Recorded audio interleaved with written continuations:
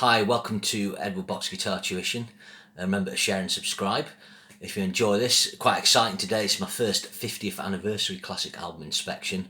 And today on this day, July 21st, 1971, Black Sabbath released the fantastic Master Reality. So, bit of a background to this. So obviously in 1970, they recorded the Black Sabbath album right at the tail end of '69. It was released in February of 1970, and then probably September, October, the Paranoid album was released. These were recorded and mixed in very quick time. Black Sabbath famously in 2 days. I think Paranoid maybe not much more. So the band were kind of tight from touring and playing gigs, but they hadn't sort of developed themselves in the studio as much. So when it came to recording Master Reality, they actually had more time. Just looking on the notes here, it was recorded February to April 1971. So, I'm guessing they had a good, maybe 3-4 weeks recording and maybe another couple of weeks mixing. Apologies.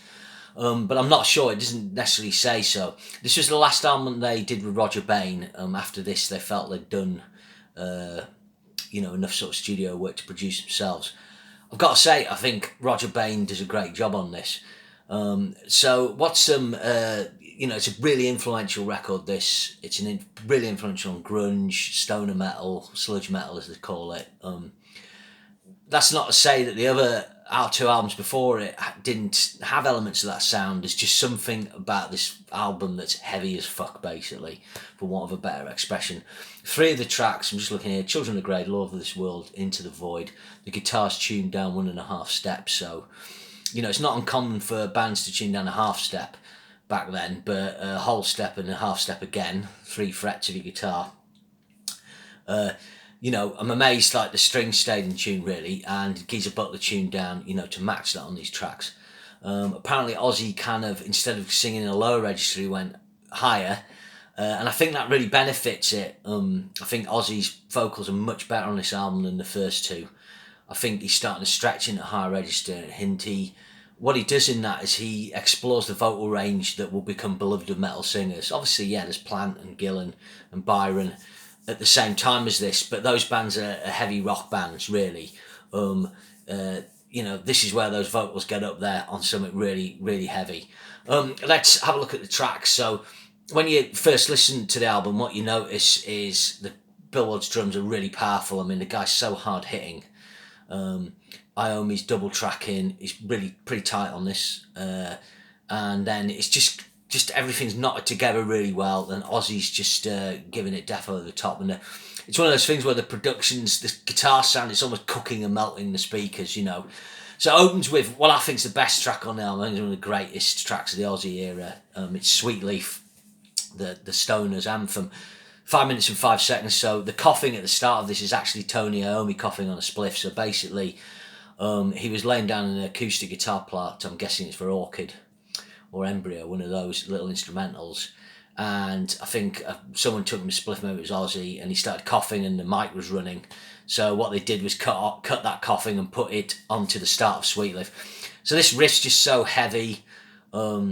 It's brilliant, and then Ozzy's vocal just comes in, and it's a cracking vocal bars. You've got to give the guy his due on this. I love it when it picks up in the middle of all the frantic tom fills, and then they do the kind of more majory Mixolydian thing they do, sound-wise. It's got a classic sort of time change, that Sabbath did at that time.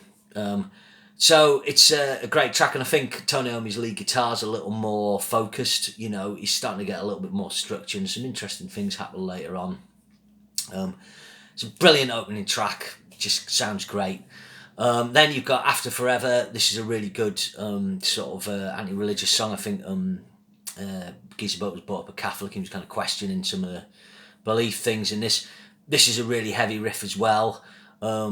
This starts off with that kind of again, it's that type of riff where Iommi's kind of droning a melody over an open string with a melody over the top, and again it's using something called a Mixolydian mode. So it's not all doom and gloom, it gives it this upbeat sort of feel, and then it goes into that heavy riffing. So really good track. Don't like it as much as Sweet Leaf, but it's a cracking second track. So what's weird about this album is it's only 34 minutes long. And one of the reasons for that is it contains 2 really short instrumentals. So track 3 is Embryo, it's 28 seconds. So it's barely a track. It's kind of a slightly kind of medieval sounding thing, but it's quite good fun. And then it goes into another Stone Cold classic, Children of the Grave. So Sabbath used a 12/8 meter before. But this because it's tuned down, it's just bloody heavy. You know, it really grinds this riff. Great lyrics. Looking at sort of Vietnam War, kind of picking up on the War Pigs thing, really. And like the drug taking culture and stuff like that. I love the end of this track. It's really spooky. Iommi, I'm guessing he's just detuning with his tuners, but he kind of creates feedback and it's going down in pitch, but it sounds like ghosts going woo, and then Ozzy's going children of the grave. But it's really good. I think it pans across the stereo spectrum as well. So side 1's just fucking corking on this record. Side 2 opened with Orchid again. It's another instrumental. This is kind of a finger-picked acoustic thing, and this is something Tony Iommi will start to do on a lot of the Ozzy records. So you've got La Guana Sunrise on Volume 4, Fluff on Sabbath Bloody Sabbath, and Don't Start Too Late on Sabotage. So this is the beginning of the little Iommi instrumental. I think really these things, the kind of little filler things, we need an extra track. And sometimes with those 2 instrumentals, maybe I prefer another track, but then again, I don't need Rat Salad or Paranoid. So, next track, Lord of This World. Again, this has sort of got a jolly riff. Or does it start with? I think it might start with a kind of a jollier sort of riff, but you've got your dun dun dun dun dun dun dun. So this has got a really slow, heavy groove. Again, Ozzy does a really cool vocal on this, cool melody. I think the guitar solos on this, Iommi kind of double tracks his solo, he kind of goes out with himself. So that's something he's done before, where he'd have 2 guitar solos playing. But this, there'll be crossover moments, but with this, it's like unison, but then he just crosses off and crosses back in. Something Ty Tybor of King Dex copied, actually. Then track 7, Solitude. Again, this is a sort of folky ballad in 3/4. It's got a really haunting vocal, kind of like a companion piece to Planet Caravan. I really like it. Really simple, sort of plaintive. It's quite long, actually, 5 minutes. And then the album finishes with the all-time classic Into the Void. Amazing riff, starts off with this, and then it goes into another amazing riff, and it chugs along. Apparently, Ozzy had trouble kind of fitting all the lyrics in on this that Geezer Butler had written when they were doing it. But it's just, this song's just so heavy. I think Soundgarden covered this. And it's tracks like this you can hear like the influence. Interestingly enough, on the original US LP pressing, the record company kind of split the tracks up with extra titles to make it look like they had more tracks. So the After Forever, the end bit's called the Elegy, or it's maybe the start. The start of Lord of This World's called Step Up, and then the start of Into the Void's called Death Mask. So it must be really rare, those pressings, and then they did a revised US pressing with the subtitles removed. But this made number 5 on the UK charts, number 8 on the American charts. It was gold in America, and since then it's gone double platinum. So I think this is the second best-selling album of the Ozzy era for Sabbath, after Paranoid. So it really is, it's a great record. I think, like I said, if I had a criticism, it'd be nice maybe to have another track instead of the 2 instrumentals, but I kind of like them.